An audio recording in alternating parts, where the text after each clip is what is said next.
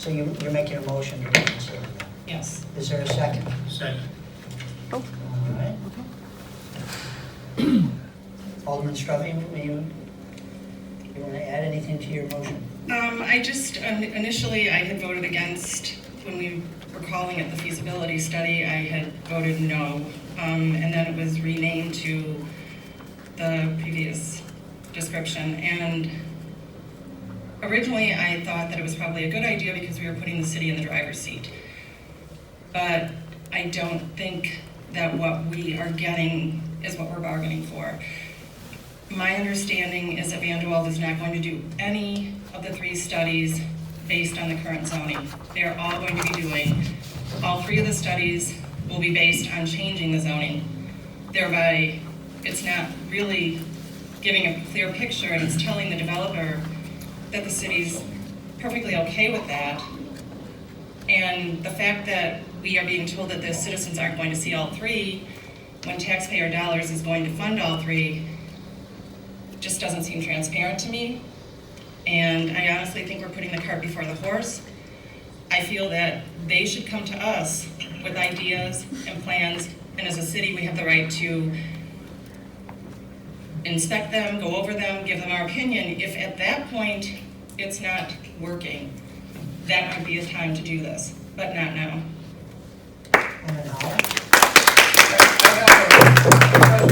Whatever. I understand we can debate the motion to reconsider. Correct. That's not a problem. But let's assume we pass this. It's my understanding that we have to wait till the next meeting to actually reconsider. Correct. Is that correct? Correct. All right, thanks. Anyone else? Yes, Alderman Dunn. Let me be clear, you're not gonna make a decision on what was decided before. You're making a decision whether you're gonna reconsider today. Right. Correct, that's what he said. And then once we make that vote, let's say we assume it, approve it, then it stops for today and it comes up next meeting. Correct. And if you vote against it, then it keeps going. That keeps going, yeah. Alderman Dunn. I just want to support Alderman Straube in this one. I voted against it originally, so I do have have already made a commitment. But the idea that there are only 3 possibilities for the Hillmoor property is actually ludicrous. There's perhaps thousands of possibilities that the Hillmoor property can be used for, and to just kind of throw it out in front of the public and say there's only 3 is frankly ridiculous. And could give you a long lecture on economic theory, but I know you don't want to hear it. So I want to support Alderman Straube's motion to look at this again and think real hard about it. Thanks. All right. Alderman Halverson. Yeah, I agree. It seems difficult to imagine that we can decide on something new if we haven't fully evaluated the current situation, and I don't think we have. Well, I can add something to that. I'm curious where you heard that the current zoning and current land use designation wasn't being considered. That's the first option of the 3 options that they're going to consider. The other 2, they did an assessment of the site on Friday. What's he doing? Friday, and are looking at, based on the assessment, what different things that can be done. So the first option will be with the current land use designation of private, recreational, and rural holding as the zone. So I don't know where that information came from, but that was a one. Alderman Halverson. I think that was the impression that was left with us at the last meeting. Okay. I'm telling you different. Yep. Yes, Alderman Dunn. One more thing is we don't own the property, and the current owners bought it knowing how it's zoned now, and I think it's up to them to come up with some sort of use, and they should pay for the study. I don't think that we need to burden our overtaxed citizens of Lake Geneva with one more thing for out-of-town developers. So again, it's up to them. It's in the ball is in their court, and we should wait on them. Just another point of clarification. We keep talking about we don't own it, so we don't have the ability to look at land use and that sort of thing. My house is, I own it, but there's a land use designation and zoning on it. But, that's not I think an argument against the city looking at its single largest piece into downtown. I understand there are other pieces, but, and saying, we think it should be this, rather than waiting for the developer to come in and try to nail Jello to the wall. Because every time they come in, how do they know what it's gotta be? It's gotta be private recreation and rural, and if they wanna change that, they are going to make their pitch. If we don't give them any direction, I don't think that's the best interest of the city. We want something that's realistic and responsive to the community's needs. And we have to do the best we can in seeing that. That's why we're sitting here.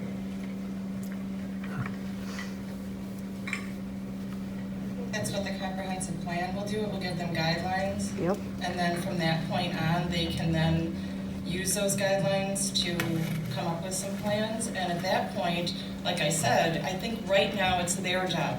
Obviously, nothing's being done by them in this respect, but I think it's their job to approach the city. And with the comprehensive plan and the meeting that I went to and the emails that I've gotten, it's a very passionate subject with everybody that lives here, and most people don't want to see it developed. We're hearing that over and over. I've yet to hear someone say, let's build a bunch of stuff there.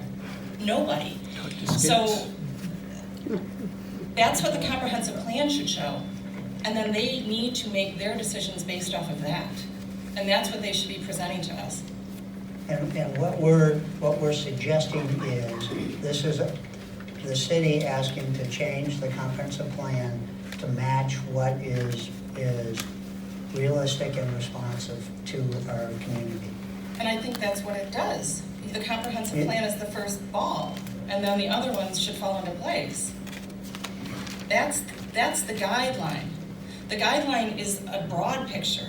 You're taking a narrow place and saying, let's first focus on a tiny, tiny spot, and then build a whole comprehensive plan around that. It should be the opposite. Okay, I'm not, okay. Enough.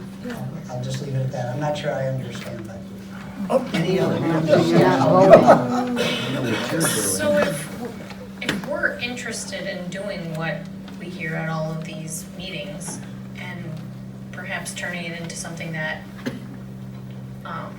is a convention center and environmental conservation facility, I don't think that we're gonna find, someone that's necessarily going to want to build that. I think we're gonna have to be a lot more engaged in that conversation. This is an opportunity to explore that option too. I mean, I know we call it development, but I hope everyone understands that what was proposed by the Friends of Hillmoor is development too. And if that is truly where it ends up going, this is your opportunity to debate and discuss what that looks like, as well as perhaps whoever else owns the property, something that they're interested in. If we continue to just debate if we just sit here and we wait for someone to continue to come forward towards us and give us their proposal, we're never gonna get to the things that you guys are talking about or whatever they're talking about, or find somewhere in between. So this is our chance to have that conversation with us and you with no developer around at all. So I don't understand why everyone is so opposed to this. If you ever wanted any of the things that you guys keep talking about to come true, you either need to find someone that's gonna buy that property and come forward with We found a the proposal. why and they turned them away. Excuse me, If please. you want what you guys are suggesting to happen from a developer standpoint, You guys need to find someone that's gonna come forward and do that. I haven't seen that Yes, you in have. however many years we've been talking about this. So this is our chance. If you want the city to do something about it, this could be the potential opportunity to discuss that. It doesn't always have to be that it's just for the person who's developing it, and I feel like that's all you think that this is. That's not what this is. That's why that first alternative is to talk about doing something in the current zoning. So at least that's the way I take it. So, Except for the fact that we're being told that they're not gonna see all three plans. It's gonna be condensed into one grand plan. And that isn't right. like, I don't disagree with that. I think that we should be talking about, all of the alternatives with the public. I think I voiced that the last time we talked about it too, so. And that will be, are you suggesting that that's going to be done in a back office somewhere, or are you Yeah. saying? No, I didn't say that. I'm just simply saying that it was said at the last meeting that it was going to be condensed into one plan. It was actually said. Correct. And I think that if there's three plans should be presented. They will be presented. This one. Excuse me, please. We are having a debate up here about a particular issue, and during public comments, you all get to speak, and so let us finish our debate. Thank you. Tell the truth. It'll be the Plan Commission and the City Council that have a special meeting with three plans in front of them at a public meeting. Not that we did this again. It's not the way it sounded at the last meeting, it really wasn't. And I just still feel that it's the cart before the horse. I felt that as soon as I pushed the button, and I've been thinking about it for 2 weeks, and I've been talking to people, reading emails, getting letters in the mail, getting phone calls. I don't see support for this in the public. And that has to drive my voting. It just has to. Okay. Alderman Howell. I think we're having, the issue right now, the motion is to whether we're going to reconsider, and we're already having the debate that we would have if we do reconsider next week. I would like to call the question on whether we should reconsider and then move on. All right. Second. Okay. You have to have a All in vote. favor of calling the question? Aye. All opposed? The motion before us is to reconsider the item from the previous meeting that approved the Vandewalle proposal to develop three options for Hillmoor. Please use the voting machine to record your votes. The vote is for reconsideration. Yes would be reconsideration, no would be no reconsideration.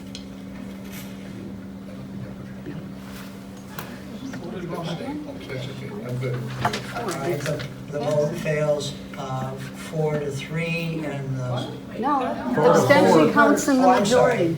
Good try. the vote passes 4-3. Yeah. Right, to reconsider. So this will appear on the next council agenda, which is October something. Peggy Esposito, 124 Darwin Street. I'm speaking to 11G, the Hillmoor property. And I want to thank you for putting a slight tap on the brakes again on this project. Good evening. 1085 South Lake Shore Drive, Mary Jo Fesenmeyer. I'd like to speak on 11G, the funding. There you go. There's your $30,000 study. So what was handed out is actually on our website, and that's the concept map from 2017, the bubble map that you're approving the funding for. So it's described in writing from the Plan Commission meeting in October 2017, and then there's a picture of it. So what will happen at the joint meeting is you'll get 3 versions of that, and those are the big bubbles. They might change. So vote down the funding, because I just handed you a copy of what you're gonna get, 3 different versions. So the YMCA couldn't fit on the 5 acres. I verified with somebody this weekend. I called and said, how much property did you need? And they said 15 acres. If they would have been shown the current zoning, the YMCA could have put the YMCA on Hillmoor. They could have, but they were shown this map that you don't need to pay for. The developer already proposed it and you said no. Why are you paying for it again? The bubbles will change a little bit, but Cindy, it's only 5 acres, and the Y. So you're asking, have people come forward? Yes, the Y came forward, and they were told no because they weren't given the current map. They would have been happy with the current map, but we turned them away to the point where they have to go outside of town. That's a shame that our YMCA, because we already paid for a map. You have it, vote no on the funding. Don't waste our money when you have it. Please vote no on the funding. Thank you. $30,000. Dick Melman, N1991 South Lake Shore Drive. I want to talk about the funding for Hillmoor. Where to get it? Get it from Mr. Slavny's pocket. He's been paid for it. I don't know if you people have read the lawsuit. I have. And if you did, you should have been surprised by how much time Paul Fitzpatrick spent with Mike Slavny. It says in there he spent like 8 months. In 8 months, Mr. Slavny should have gotten awfully familiar with that property. So I think he can come up with whatever is needed, and I agree with Mary Jo. That map that he gave you shows what they want. What was most interesting, though, is in that 8 months, he was guaranteed that he would get approval, or he could sue the city. The best thing you can do is to do nothing. Just leave things the way they are. Thank you. 54 George Street. I wanted to talk on 11G. Very simple. Vote no. No matter what the source of funding is, vote no. Thank you. My name is Don Ogden, 108 Evelyn Lane, and vote no. It's that simple. Keep yourself out of trouble. Thank you. There are certain things that make requests for reconsideration invalid. I don't have all the facts to determine whether or not this reconsideration is invalid or not.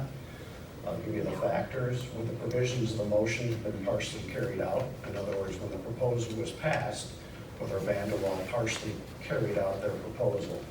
When a vote has caused something to be done that can't be undone, when a contract has been made and the other party has been notified of the vote, and when some other parliamentary motion can obtain the same result. That one's not relevant.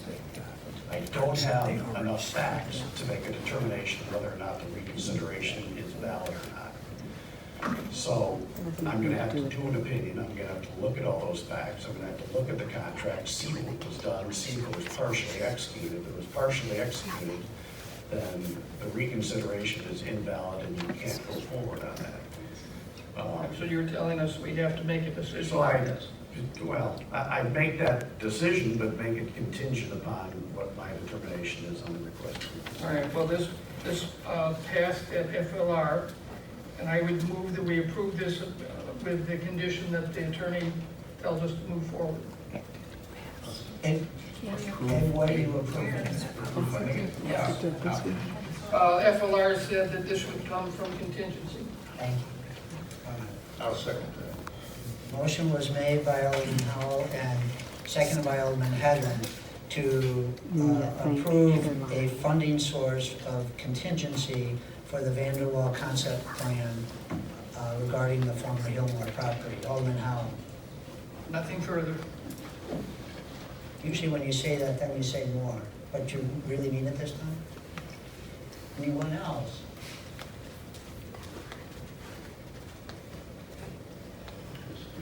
All right, hearing no further discussion. The motion was made and seconded to identify the contingency fund as the source for the Vandewalle concept plan, paying for the Vandewalle concept plan regarding the former Hillmoor property. Please use the voting machine to record your votes. It passes 6 votes to 2 with Alderman Straube and Alderman Helgerson voting no. Item H,